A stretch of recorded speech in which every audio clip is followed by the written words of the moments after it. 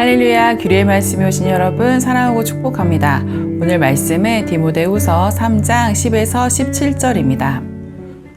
그러나 그대는 나의 가르침과 행동과 의함과 믿음과 오래 참음과 사랑과 인내를 따르며 안디옥과 이고니온과 루스드라에서 내가 겪은 박해와 고난을 함께 겪었습니다.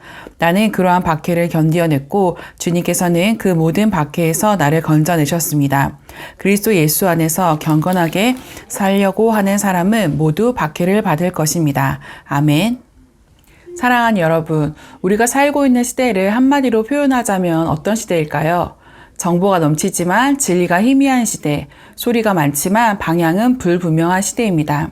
사람들은 끊임없이 새로운 것을 쫓습니다. 하지만 정작 무엇이 옳은가 보다 무엇이 이익인가를 먼저 따집니다. 결국 진리가 아닌 감정과 이익이 세상을 움직이는 듯 보입니다. 사도 바울은 이런 시대를 가리켜 말세의 때라고 불렀습니다. 어제 묵상한 디모데후서 3장의 앞부분을 보면 바울은 그 시대의 특징을 이렇게 설명하죠. 사람들은 자기를 사랑하며 돈을 사랑하며 쾌락을 사랑하고 경건의 모양은 있으나 경건의 능력은 부인한다. 마치 우리 시대를 말하는 것처럼 닮아있죠. 겉으로는 신앙의 말을 하지만 실제로는 세상의 가치가 마음을 지배하고 있는 시대 말입니다. 바울은 바로 그 혼란의 한가운데서 디모데에게 이렇게 말합니다. 너는 나의 교훈과 행실과 믿음과 인내와 사랑을 잘 알고 있다. 그리고 그가 당한 고난을 기억하라고 말합니다. 바울은 단순히 자신을 자랑하려는 것이 아닙니다.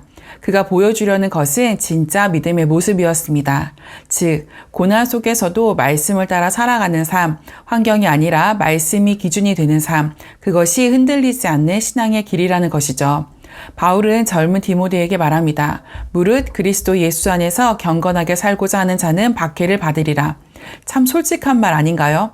믿음의 길이 평탄할 것이라고 하지 않습니다. 오히려 경건하게 살고자 하면 세상과 부딪히게 될 것이라 말합니다.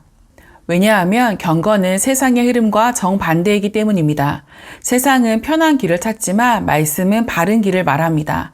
세상은 인기와 성공을 말하지만 말씀은 진리와 순종을 말합니다. 그래서 말씀을 붙드는 사람은 때로 외로워 보입니다. 하지만 그 길은 결코 헛되지 않습니다. 바울은 말합니다. 주께서 이 모든 것 가운데서 나를 건지셨느니라. 말씀을 붙드는 사람은 고난 중에도 하나님의 손에 붙들려 있습니다. 바울은 디모데에게 이렇게 권면합니다. 그러나 너는 배우고 확신한 일에 거하라. 거하라, 머물라고 말하고 있습니다. 그냥 스쳐 지나가지 말고 흔들릴 때마다 돌아가서 붙들라는 말입니다. 말씀 안에 머무는 사람만이 끝까지 설 수 있습니다. 디모데는 어려서부터 성경을 배웠습니다. 그의 어머니 유니게와 외할머니 로이스가 그를 말씀으로 길렀죠. 바울은 그것을 떠올리며 말합니다. 네가 어려서부터 성경을 알았나니 성경은 능히 너로 하여금 그리스도 예수 안에 있는 믿음으로 말미암아 구원에 이르는 지혜가 있게 하느니라. 여기서 바울은 성경의 본질을 이야기합니다. 성경은 도덕 교과서가 아닙니다. 성경은 하나님을 알게 하고 예수 그리스도를 믿게 하는 책입니다. 그리고 그 안에 담긴 진리를 붙드는 자에게 구원의 지혜를 줍니다. 그리고 바울이 이렇게 덧붙입니다. 모든 성경은 하나님의 감동으로 된 것으로, 감동으로 되었다는 것은 하나님의 숨결이 불어넣어졌다는 뜻입니다. 즉, 성경은 하나님의 호흡이 담긴 말씀입니다. 하나님께서 숨을 불어넣으실 때 그분의 생명이 말 속에 담깁니다. 그래서 성경을 읽는다는 것은 단순히 글자를 읽는 것이 아니라 하나님이 지금 나에게 말씀하시는 것을 듣는 일입니다. 그 말씀이 우리를 가르치고 책망하고 바르게 세우고 의로 훈련시킵니다. 성경은 우리를 온전하게 만들어 모든 선한 일을 행할 능력을 갖추게 한다고 바울은 말합니다. 즉, 말씀은 단지 아는 것이 아니라 살아내는 힘을 주는 것입니다. 사랑하는 여러분, 우리가 믿음의 길을 걸을 때 이런 고민을 할 때가 있습니다. 하나님, 제 인생의 문제에 대한 답은 도대체 어디 있습니까? 직장 문제, 관계 문제, 자녀 문제, 미래에 대한 불안. 성경을 읽어도 거기에 정답표가 적혀 있는 것은 아니죠. 맞습니다. 하나님은 성경 안에 우리 삶의 모든 문제를 1번부터 100번까지 정리해 두지 않으셨습니다. 대신 그분의 마음과 성품, 그리고 행하신 일들을 기록해 두셨습니다. 그것을 알면 우리는 삶의 방향을 분별할 수 있습니다. 성경은 인생 문제의 해답집이 아니라 하나님을 아는 지도입니다. 하나님이 어떤 분이신지 알면 우리는 어디로 가야 할지를 알게 됩니다.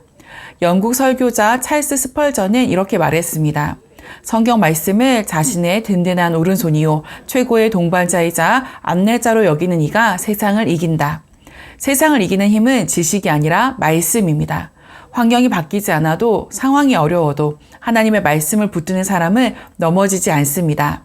사랑하는 여러분, 하나님의 사람으로 승리하는 삶을 살고 싶으신가요? 그렇다면 말씀을 붙드십시오.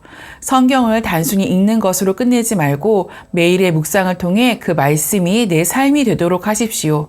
하루를 시작할 때 하나님께서 오늘 나에게 어떤 말씀을 주시는지 귀 기울이십시오. 그리고 그 말씀이 내 말과 행동과 결정 속에 스며들도록 하십시오. 하나님은 오늘도 말씀을 통해 우리에게 숨결을 불어넣고 계십니다. 그 숨결이 내 안에서 살아 움직일 때 우리는 흔들리지 않는 사람, 말씀의 사람으로 설 수 있습니다. 바울은 말세의 혼란 속에서 이렇게 선언했습니다. 진짜 믿음의 길은 말씀 안에 있다. 세상은 점점 더 속이고 속는 길로 가지만 디모데는 그 속에서 말씀의 사람으로 서야 했습니다. 그리고 오늘 우리도 같습니다. 말씀 안에 머무는 삶, 그것이 흔들리지 않는 신앙의 길입니다. 성경은 단지 옛 이야기의 책이 아니라 하나님이 오늘도 숨결로 우리에게 말씀하시는 살아있는 책입니다.